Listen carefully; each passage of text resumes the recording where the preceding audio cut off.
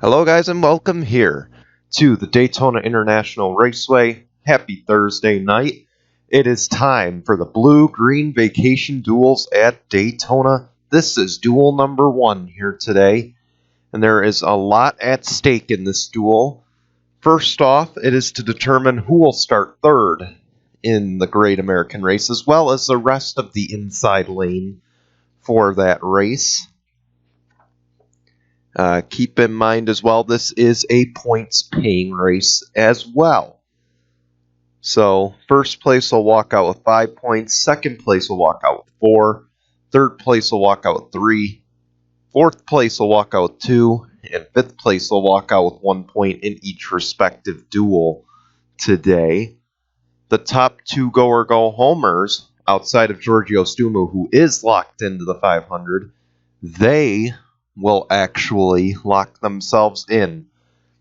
Now, there are 5 in this duel vying for that chance, and one of them has a past champions provisional. So if he does not transfer in, Patrick Smith does not transfer in, he will be locked in via the champion provisional. He will use one of 7 that he has for this season, so he will race in the 500. So theoretically, there is only one transfer spot available in this specific duel. Anyway, Kevin McHugh is starting on the inside, and Charles Sanford will be to his outside, so the 2 Toyotas will lead the field to green. As we get ready for duel number 1, we'll be right back with your full starting lineup in just a moment here as we let them roll off the pit lane. Welcome back. The starting lineup is on the side of your screen. And one thing to note as we get going, you notice in green the 34 is locked in. You may notice in yellow those are the guys who must race their way in. Another thing to keep in mind, the 20 of Dylan Ibrahimian. In case you missed it in the first practice session, he blew an engine. So by the rules, he had to go to the rear of the field.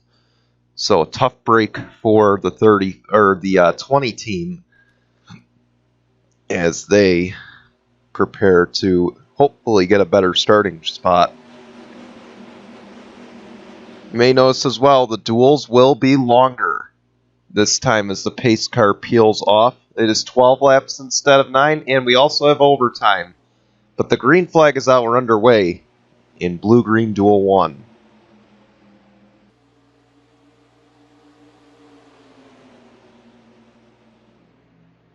And you see that outside lane is starting to come in early.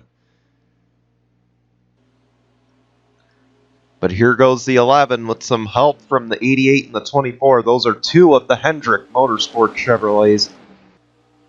So what I was trying to say beforehand, we do have NASCAR overtime if we need it in these blue-green vacation duels. And you see there the 11 out to the quick advantage. And the 88 trying to move to the inside. I think someone hit the wall back there. As Kevin McHugh will lead the opening lap. You see there, the front 3 kind of cleared. And around goes the 88. He will take the race lead. That is Dick Clark. And the question will be, will some of these go-or-go-homers lay back? Could Giorgio Stumu lay back knowing that he has a position in this 500, or will he push it to the limit today? Oh, and they are 3 wide.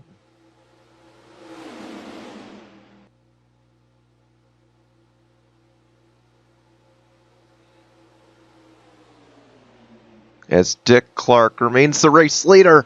That 96 is in the wall, but he saves it. Another big save here in Speed Weeks. And that may have just saved his chances at starting up front in the 500. It did knock him back a bit, but it may have just saved him from having to go to the rear to start the Great American Race. You see there, it looks like the Go Fast Fords are working together. However, the one thing that should be noted, look who's in front of them. The number 93 of Ricky Johnson. He is one of the guys racing to try to get into the field as Gene Sanford leads that lap. At the back, though, Samet Ozkan, you saw the 96 hitting the wall hurt these guys. Unless maybe they're just saving their stuff. They don't care about their starting position too much. I don't know why you wouldn't pay attention to your starting position. Steve Morgan is in second.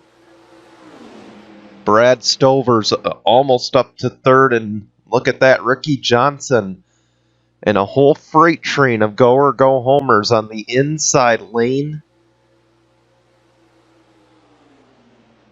None of them are going to want to peel out of line here. You see the 93 quick to the bottom, and that'll move Hillary Sanchez to the top of the track. That top lane has just not come in yet, so it will hurt the 32. The 35 has the transfer spot, as well as the 93 of Ricky Johnson. Casey Naneko is also back there vying for that transfer spot, as Alexander Rowe is currently the race leader. Ricky Johnson is up to second. Could he not only race his way in, but get third place as a starting spot? That looks likely right now. Look at that, Patrick Smith and Ricky Johnson go to the bottom. They are going to overtake the 14 of Alexander Rowe and move Ricky Johnson to the race lead. This is the transfer spot. Ricky Johnson and Patrick Smith. And now Patrick Smith will look to the inside. That'll move the 16 up as well.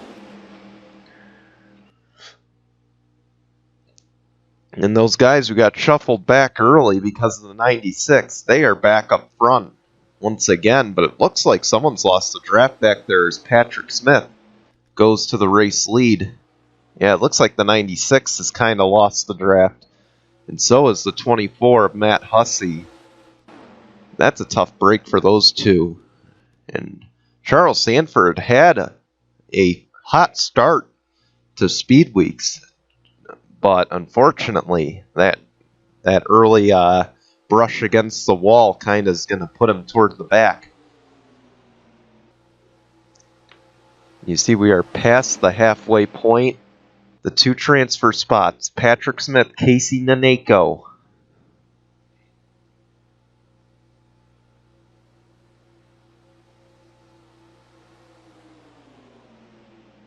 Five laps to go. Can Patrick Smith hang on? Keep in mind, the defending champ can use the provisional up to 7 races if he doesn't advance in this. So, obviously, you must qualify on time the first 5 races. For him, like I said, that would lock him in the first 5 races guaranteed. The perks of being a defending champion of the series, or a past champion in general. But look at this inside line. They are just really working it right now. 200 miles an hour and 201 into turn 1. Just look at that. 4 laps to go. Just remarkable how hard they are working on that inside line. You see the 38, Casey Naneko, he's going to get shuffled up the track. Usman Hamid is currently battling for that second spot. That 52 did win a blue-green vacation duel last season, which also helped them to get in the field. This season, they're not in that position of needing to race their way in. They're in, based on the top 33. 3 laps to go. Can Patrick Smith hang on? Keep in mind, if he hangs on, he will start third in the Great American Race.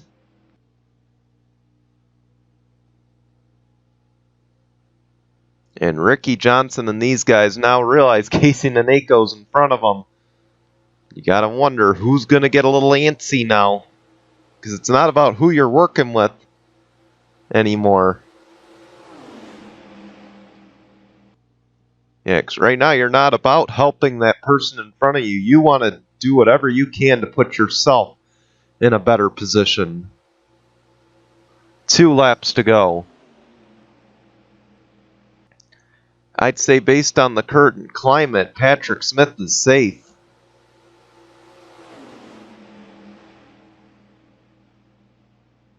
I'd say he's safely raced his way in. Ricky Johnson's down to the bottom, and I believe he got around Casey Naneko. And look at that, Patrick Smith's about to get passed by Giorgio Stumu. The 12 of Tim Horton's going to go low. Dylan Young's going to go high. Will this outside lane finally gain some traction? As Stumu will lead them to the white flag. 1 lap of racing to go. We won't even need overtime in this first blue-green duel.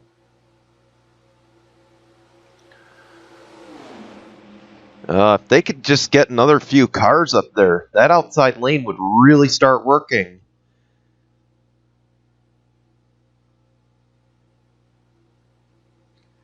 Oh, Ricky Johnson went high.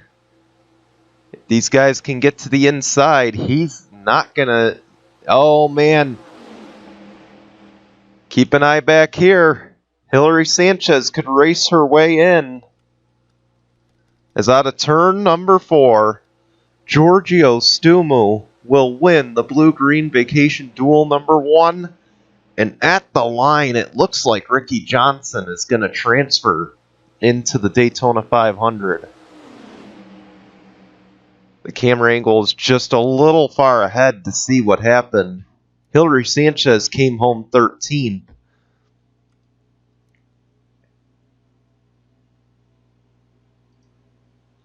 Ricky Johnson in 12th. As let's take a look at your results for Blue-Green Vacation Duel 1. It wasn't really that close. Ricky Johnson takes the final transfer spot into the 500. And Patrick Smith will race his way in and will start in 5th for the 500. A great run for your defending champion in this Blue-Green Vacation Duel. Charles Sanford, unfortunately, going to be at the tail end of the field, barring any wrecks in practices or in these next few duels at Daytona. Dylan Ibrahimian also moves up the grid. That'll help him. Dylan Young's going to start in the top 10 as well. But congratulations to Giorgio Stumu in Blue-Green Vacation Duel 1. We'll be right back with duel number 2 in just a moment. Alright, who's ready for another 12 laps of action here? So, cashing in on points in duel number 1, Giorgio Stumu gets a playoff point. He also gets 5 points to open up the season. So he's currently your point leader, Giorgio Stumu in the number 34. Patrick Smith got 4 points, did not get a playoff point. Neither did Tim Horton, who finished in 3rd. He gets 3 points. Dylan Ibrahimian, after blowing an engine, he gets 2 points to start the season. He will not have to go to the rear in the 500 as he blew the engine before the duels. And then Dylan Young also gets a point toward the regular season. So that's definitely a great thing there. So anyway, in this duel, it's going to be Nonigan Scott starting on the pole and Ben Crouch starting to the outside. Scott Upton, who I believe is a heavy favorite in this duel to win, he starts in 3rd. Oh, man. A lot of big names in here. Of course, Anthony Logan starting in 4th. He is locked in. So is the 43, your Corona Clash winner, Tim Randolph, trying to race their way in. There are 3 guys here trying to race their way in. for 2 spots. So one of these guys will go home. It'll either be the 10 of Mina Monroe, the 47 of Joshua Sakulli, or the 66 of Muhammad, or I believe it's, oh, sorry, I'm still getting used to names, so cut me some slack, guys. Ahmad Mihailovic in the 66. One of those 3 will go home, and we're going to find out in just a moment who will be the driver headed home. We'll be right back with your starting lineup in just a moment. Welcome back. Starting lineup will be on the left-hand side of your screen once again. Duel 1 was pretty interesting, minus Charles Sanford's hit against the wall. It's pretty quiet, other than Sanford hitting the wall and going to the back. So, I guess that wasn't a bad duel. Saw a lot of side-by-side action. Very close side-by-side action. So, maybe we'll see a little bit of the same here. Of course, there's a Chevy freight train on the inside preparing. Not against Scott Upton and Dan Hummel pace that inside lane. Now this is to determine the outside lanes for the Daytona 500 and who will start in 4th, as well as the final 2 positions in the Daytona 500. Who will it be? The green flag is out. Blue-green vacation duel 2 is underway. Already the Chevys are lined up with help from a Ford. The 6 of Trevor Collins. Here comes the 8 on the inside. He dives down. That's Eric Faden.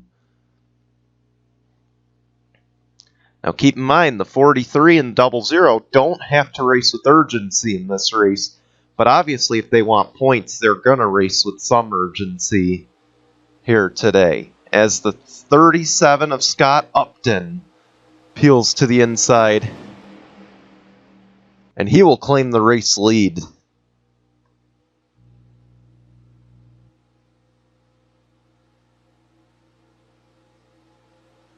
Dan Hummel will go to 2nd.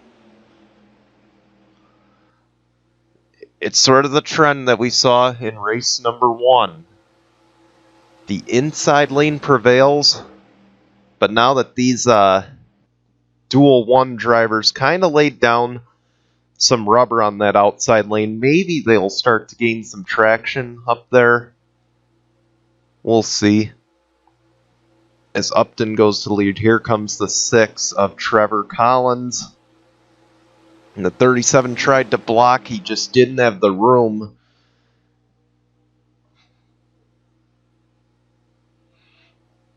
And that'll allow the 6 of Trevor Collins possibly to take the race lead. The 37 will lead that lap, though. 10 laps to go. Keep in mind, these are longer duels this season. Oh, they touch! Trevor Collins maybe just put the door to him and said, next time, rookie, don't try to block me. This is a duel. In an actual race, I won't be that nice. Eric Faden to the lead. But here goes Tim Randolph to the inside. Boy, Tim Randolph could go 2 for 2 in Daytona victories to start out. That would be something in the Richard Petty Motorsports Chevrolet there. But look who's in his inside. That is the 77, Diego Yepes. That is your Season 3 champion. And he is now looking to take the race lead and will do so. Right behind him, another big favorite, I think, this season. And that would be the number 22, Mitchell Collins. He's got Chris Smith behind him.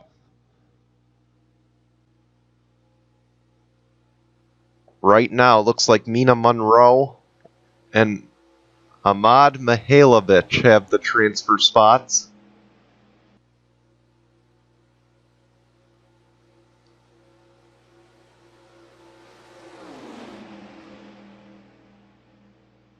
As see, they are running closer to the front. I don't see Joshua Sakulli in the picture. I'm wondering what happened to the 47. Oh no, he's actually ahead of him, so correction. Joshua Sakulli and Mina Monroe have the transfer spot, so my apologies. Clearly I'm not paying attention.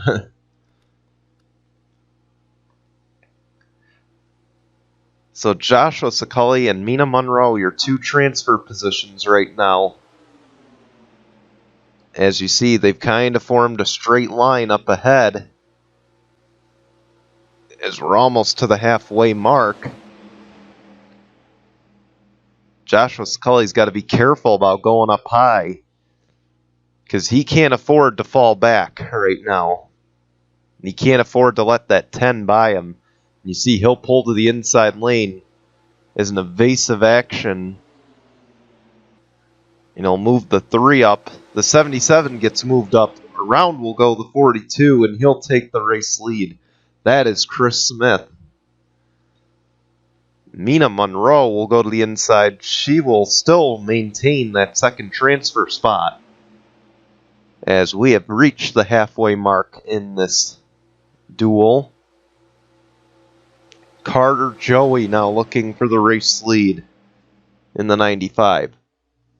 Toyotas didn't have that strong of a showing. Once again, Charles Sanford struggled in that duel, hit the wall and just couldn't rebound. He will start 39th on race day.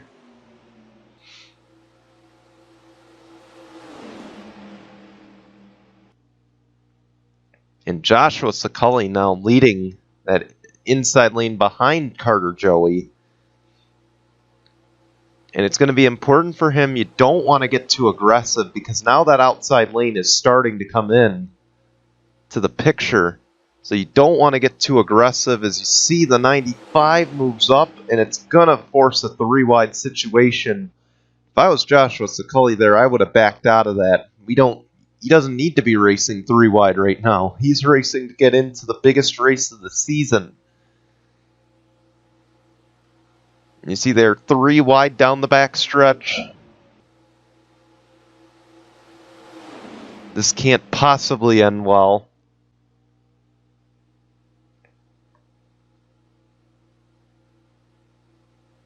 But Joshua Sakulli will claim the race lead. And he tries to block Mina Monroe. It just won't work. Oh, they wreck behind. Big crash. Caution's out.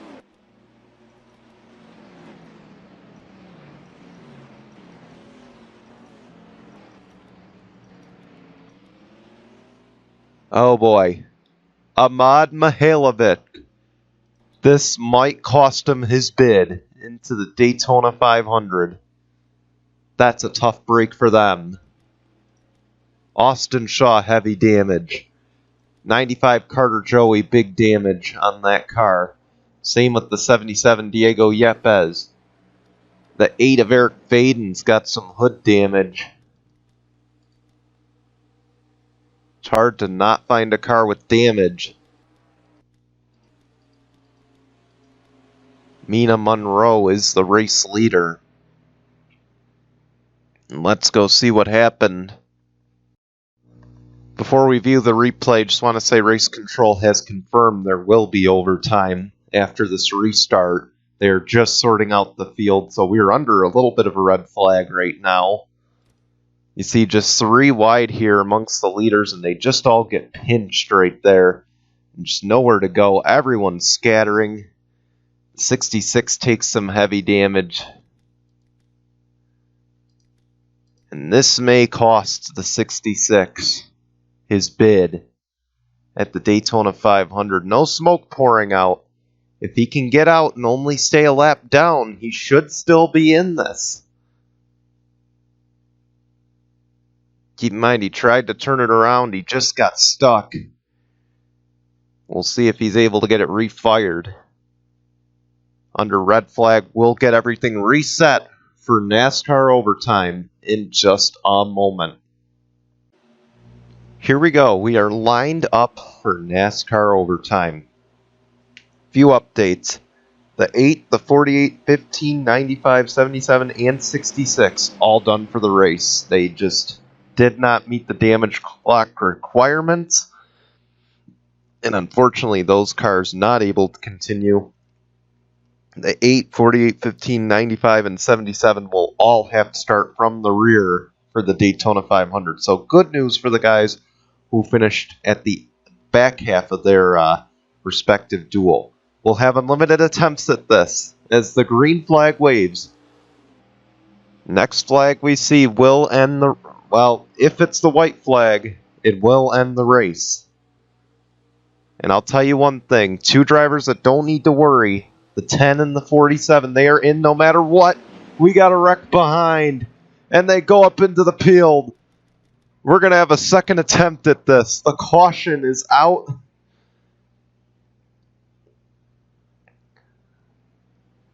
Dan Hummel, Mitchell Collins, Anthony Logan, Muhammad Abdullah. They'll be able to continue. They're going to have to repair their cars. Ben Crouch is done. The 19 will be done no matter what. So we can move the 19 to the rear.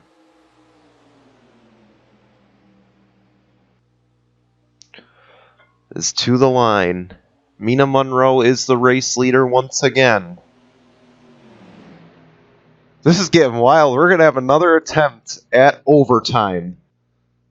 Let's go see what happened. It just looks like Stacy Stickler forces 3 wide here. Not sure why. This is just not smart. I mean, I get it's the final stages of the race. But you can tell it just totally messes these guys up. Now they go spinning. They're trying everything to keep those cars down low. And unfortunately not the case. A lot of these cars sustain damage. They should be able to repair them on the 5-minute clock. And they'll be good to go to race to the finish. The only one who will not be able to finish the race is the 19 of Ben Crouch. He will finish in 16th today. And we'll have to start from the rear for the Daytona 500. So keep adding to that list. We'll be back with the Demolition Derby. Blue-green duel in just a moment. Here we go. Attempt number 2 at GCN overtime. There's only 15 cars left. Let's see if they can keep it clean. For just 2 laps. All they have to do is get to the white flag. Then they can have a wreck fest if they wanna. Mina Monroe, Jeff Scott, Nathan Faden, Joshua Scully, Trevor Collins. That's your top 5. As the green flag waves, overtime number 2 is underway.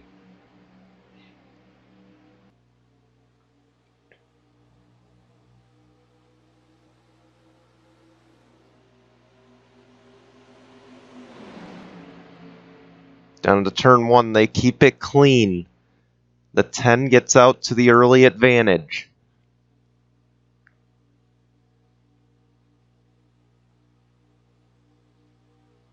See, the 3 goes high. Won't get anywhere. As the 10 is blocking, here comes the 6. And the Ford's on the inside, making a run. Look at that, a few of the cars involved in the earlier crash running up front once again. Remarkable repair job. As the white flag waves, this will be our only attempt, or second and last attempt. Mina Monroe looking to pull off the upset and get the 5 points. One go or go homer already won today. Giorgio Stumu won his respective duel not too long ago. Here comes the 41, Stacy Stickler, her teammate, to the inside. Out of turn number 4, Stacy Stickler. She's not even going to be challenged. She's going to win the blue-green vacation duel at Daytona, number 2.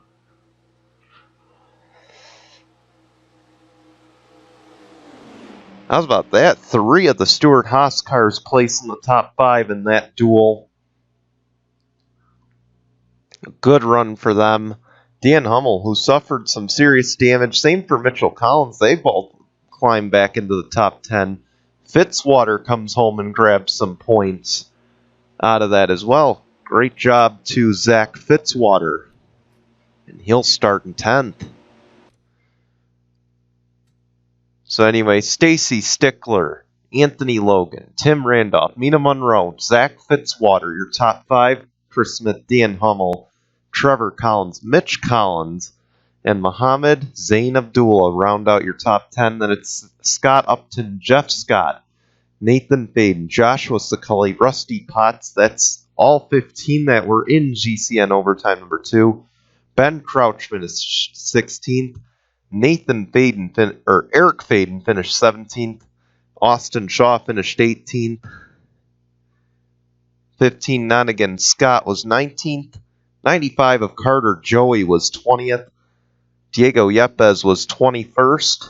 And Ahmad Mihailovic, he will DNQ for this race, unfortunately. He finishes in 22nd. He just couldn't get the car started before the 5-minute damage clock. That's unfortunate for that team. They will have to wait until Las Vegas to attempt to make their first race. The Daytona 500 field is set. We only have 2 more practices to go, and those will be tomorrow on Facebook Watch. Until then, we want to thank you for watching, and we'll see you tomorrow. Goodbye, everyone.